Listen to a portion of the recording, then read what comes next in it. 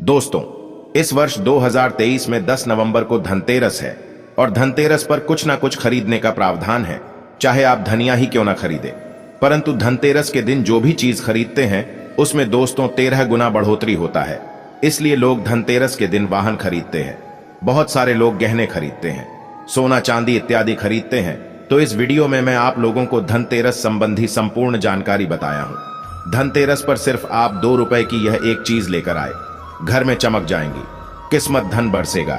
जमकर के कहने का मतलब है कि धन की बारिश नहीं होगा, आपके घर में सभी मार्ग से इतना ज्यादा धन आना शुरू हो जाएंगे जिसकी आप कल्पना भी नहीं कर सकते। देखिए, धनतेरस पर भगवान धन्वंतरी की पूजा होती है। धन्वंतरी को आयुर्वेद का जन्मदाता और झांता समझा जाता है। ढंग से देखना, तब आपको समझ में आएंगे। और इस दिन हमें क्या खरीदना चाहिए ये भी मैं आप लोगों को बता रहा हूं। सिर्फ 2 रुपए का चीज इस दिन बहुत ही सस्ती, मात्र कुछ ऐसी चीज होते हैं जिसे खरीदने से रोग और सुख ये दोनों मिट जाते हैं और जातक को सुख और समृद्धि की प्राप्ति होती है। आप अपने स्वार्थ अनुसार आज के वीडियो में बताएंगे कुछ ऐसे सामग्री है जिसे आप खरीद सकते हैं। अब आखिर जानते हैं धनतेरस के दिन हमें क्यों खरीदना चाहिए, बाकी दिन क्यों नहीं खरीदना चाहिए। देखिए, जो धनतेरस का दिन होता ये धन प्राप्ति करने का सर्वश्रेष्ठ दिन समझा जाता है। धनतेरस के दिन जो भी वस्तु खरीदते हैं उसमें 13 गुना ज्यादा असर बढ़ जाता है, अर्थात अच्छा तो हो जाता है। मान के चलिए, आपने धनतेरस के दिन जैसे कि कोई वाहन खरीदे तो वो वाहन में इतना ज्यादा असर हो जाता है, 13 गुना ज्यादा असर बढ़ जाते हैं कि उस वाहन की फिर कभी भी उस वाहन से आपको दुर्घटना नहीं होगी, किसी को नुकसान नहीं पहुंचती। कहने का मतलब है कि धनतेरस के दिन जो भी चीजों का खरीदारी करते हैं उसमें शुभ फल हासिल होता है। तो हमें धनतेरस के दिन क्या खरीदना चाहिए, तो आप अपने सामर्थ्य अनुसार धनतेरस के दिन आपके पास जितना पैसा है, आपके पास जो समर्थ है, उनके अनुसार कुछ चीजों को खरीदारी कर सकते हैं, जो कि इस वीडियो में मैं आप लोगों को बताऊंगा। और अगर मेरे वीडियो में बताएंगे 5 में से कोई भी आप एक चीज खरीद लेते हैं, यकीनन मानिए माता लक्ष्मी आपके घर में आ जाएंगी, अभी की जीवन में चली हर तरह की मुसीबत को दूर करेंगी, आपको अर्थात धन संपत्ति प्रदान करेंगी। देखिए, जन एवं जन कल्याण करना आप सभी दर का। आप हमारे वीडियो को देख रहे हैं, आप हमारे दर्शक नहीं बल्कि आप हमारे परिवार के हिस्से हैं। मेरे वीडियो को देख करके किसी एक भी मानव का भला होता है, किसी की गरीबी मिटता है तो मुझे भी पुण्य की प्राप्ति होता है। इस वीडियो में जानते हैं कि वास्तव में हमें धनतेरस के दिन क्या खरीदारी करना चाहिए। मैं 5 चीज बता रहा हूं। अब से जो घरों के आसपास में ये चीज मिल जाए तो खरीद लेना, आप अपने समर्थन खरीद सकते हैं। अभी तक कमेंट बॉक्स में जय माता लक्ष्मी नहीं लिखे तो जय माता लक्ष्मी जरूर लिखना। और जो बहन हमारे वीडियो को देख रहे हैं, बहन लोग, आप जो कमेंट बॉक्स में हैप्पी धनतेरस भैया जरूर लिखना। तो सर्वप्रथम जो है कमल का बीज ध्यान से सुनना। कमल के फल को जो है निकालने के बाद इसे कमल का बीज निकलता, जिसे हम कमल गटके बोलते हैं, कमल घट्टा भी बोलते हैं। तो इसके अंदर से जो बीज निकलता है उनकी माला बनती है, जिसमें माता लक्ष्मी को सिद्ध करने के लिए इनके माला की जप होती है। तो देखिए, जो कमल के गटके होती हैं उसे माता लक्ष्मी को बहुत पसंद है। कमल के जो बीज होता है माता लक्ष्मी को बहुत पसंद है। तो एक काम करना, धनतेरस के दिन धन्वंतरी महाराज को और माता लक्ष्मी को पंच आपको कमल का बीज समर्पित कर देना और आपको प्रार्थना करना है कि हे माता लक्ष्मी, आप हमारी गरीबी मिटाए। धन्वंतरी महाराज से प्रार्थना करना है कि महाराज हमारे घर में हमेशा निरोग रहे, निरोग काया की प्राप्ति हुई, यही मैं आपसे आशीर्वाद की कामना करते हैं। इस तरह से प्रार्थना करते हुए कमल का बीज इस दिन खरीद करके लाइए, माता लक्ष्मी तथा धन्वंतरी महाराज को समर्पित कर सकते हैं। आजीवन आप निरोग रहेंगे और आपके जीवन में धन का कमी नहीं होगा, क्योंकि इस समय में सभी दिव्य शक्तियां जागृत अवस्था में होती है।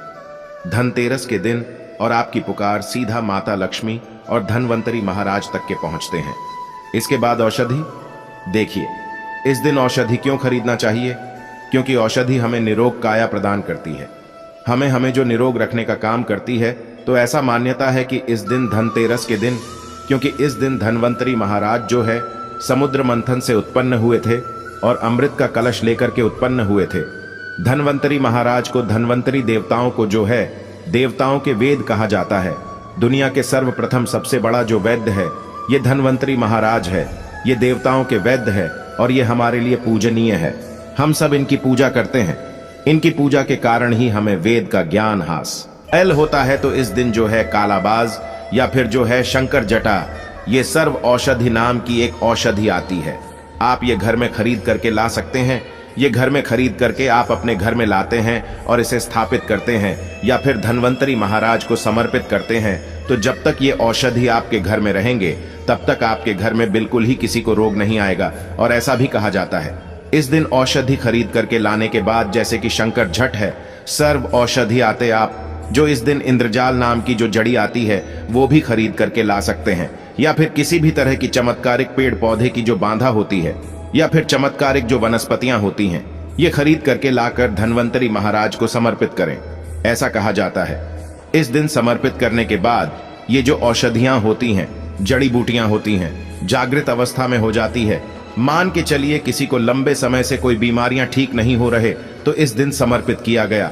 औषधि की अगर 2 से 3 बूंद, अगर जो लंबे समय से बीमार खाट में पड़े मानव हैं, चलने फिरने में समर्थवान नहीं, तो इसके नाक में अगर इसके 2 से 3 बूंद जो आप औषधि ला रहे हैं उसके 2 से 3 बूंद नस दिया जाए तो वो मानव भी ठीक होकर के कुछ दिनों के भीतर में चलने फिरने लायक हो जाते हैं। कहने का मतलब है कि इस दिन सभी तरह की जो औषधि होती है उसे जागृत करने की जरूरत नहीं पड़ती, स्वयं जागृत होते हैं। इसलिए इस दिन औषधि ला करके आप जो समर्पित जरूर करें। इसके बाद है गोमती चक्र और कौड़ियां। तो देखिए, जो कौड़ी होते हैं, बचपन में काफी खेले हैं। जो गोमती चक्र होते हैं भगवान विष्णु से उत्पन्न हुआ। एक धार्मिक कथा के अनुसार जो गोमती चक्र है भगवान विष्णु से उत्पन्न हुए, कौड़ी माता लक्ष्मी से उत्पन्न हुए। इसके बारे में एक मैं कथा भी बता दूंगा। तो इस दिन आप अपने समर्थन 5 गोमती चक्र और 5 कौड़ी जरूर लाना। पीली कौड़ी जरूर लाना। पीली कौड़ी को माता लक्ष्मी का वाहन कहा जाता है, क्योंकि माता लक्ष्मी भी समुद्र मंथन से उत्पन्न हुई, समुद्र से उत्पन्न हुई है, और कौड़ी भी समुद्र से उत्पन्न हुई है। ऐसा कहा जाता है जिस स्थान में कौड़ी हो वहां पे माता लक्ष्मी खींचे चले आते हैं। जिस तरह जो चुंबक होती है लोहा को अपनी तरफ आकर्षित करने का काम करता है, उसी तरह जो ये कौड़ी है ये धन लक्ष्मी को अपनी तरफ आकर्षित करता है। तो हमारे धर्मशास्त्र कहते हैं कि इस दिन गोमती चक्र और कौड़ी माता लक्ष्मी को जरूर समर्पित करना चाहिए। गोम चक्र समर्पित करने से जो गोमती चक्र का स्वाभाविक स्वभाव है कि आपके जीवन में चली परेशानी को समाप्त करते हैं, गोमती चक्र का सरल असर है। ये स्वयं असर दिखाती है। जिस घर में गोमती रखा हो उस घर में किसी भी तरह का बाधा नहीं आने देते। तो गोमती 5 आपको गोमती चक्र लेना है और 5 आपको पीली कौड़ी लेना है। अगर आपके समर्थ है तो आप जो 21 गोमती चक्र और 21 पीली कौड़ी जरूर ले लेना। और आप जो है माता लक्ष्मी को इस दिन समर्पित कर देना। या फिर घर के किसी बच्चे को नजर दोष लगने हैं या घर में किसी बच्चे को जल्दी नजर दोष लग जाते हैं तो ये काम जरूर करना। इस दिन गोमती चक्र को लाल कपड़े में बांध करके जो छोटे बच्चे को नजर दोष लग जाते हैं उसे पहना देना, नजर दोष नहीं लगेगा। जिनके घर में लंबे समय से बीमारी है, जो बीमार से छुटकारा पाना चाहती है, खुद आपको कोई रोग हो, आप चाहते हैं कि वो रोग से आपको मुक्ति मिल जाए, या फिर कोई लोग आपके ऊपर में किए कराया कर देते हैं, तो आपको इस दिन 7 गोमती चक्र लेना और शरीर से 7 बार उतारा करके इसे बहते हुए जल में बहा देना है। बहते हुए जल की निर्मल धारा में प्रवाहित कर देना है। बिल्कुल ही जल के धारा के साथ में आपके शरीर में किए गए तंत्र विकार गोमती चक्र खींच लेंगे, बहा देंगे और आप आजीवन बीमारी से मुक्त रहेंगे। इसके बाद है झाड़ू। इस दिन क्यों खरीदना चाहिए? क्योंकि झाड़ू को माता लक्ष्मी का स्वरूप समझा जाता है।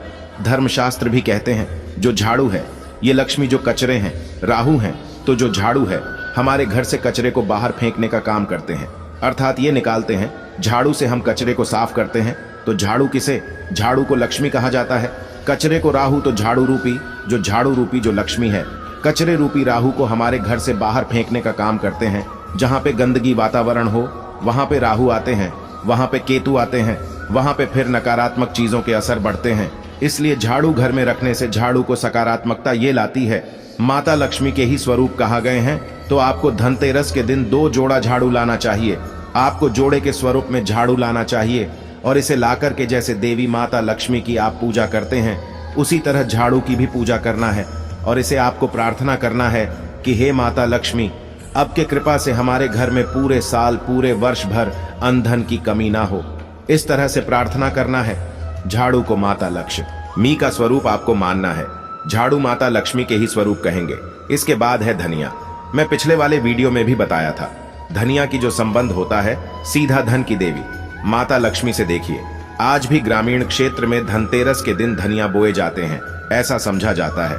धनतेरस के दिन कोई मानव घर में धनिया खरीद करके लाए और इसे बोते हैं तो ऐसे मानव के जीवन में जैसे जैसे धनिया कार्य में बनना शुरू होते हैं, वैसे वैसे ऐसे मानव की जीवन में परेशानी है, चाहे धन संबंधी परेशानी हो, चाहे किसी भी तरह का परेशानी, व परेशानी दूर होता है। जैसे जैसे धनिया का कार्य बढ़ता है वैसे वैसे मानव की अध्यात्म उन्नति होता है। तो कैसा करना होता है? तो आपको मार्केट एक मुट्ठी धनिया खरीद करके लाना है। आप चाहते हो तो 1 किलो भी खरीद करके ला सकते हैं, परंतु उपाय बता रहा हूं। इसमें आपको एक मुट्ठी धनिया चाहिए। एक मुट्ठी धनिया को लाल कलर के वस्त्र में आपको डाल देना है और इसे माता लक्ष्मी के श्री चरणों में समर्पित कर देना है। आपको प्रार्थना करने की, माता इस धनिया से हमारा दुर्भाग्य दूर हो। इस तरह से प्रार्थना करते हुए कुछ धनिया आपको अपने घर के मसाले में डाल देना है पीस करके, और कुछ धनिया को आपको जो है जमीन में धो देना है। जैसे जैसे धनिया उगना शुरू होंगे वैसे वैसे प्रगति होना शुरू हो जाते हैं।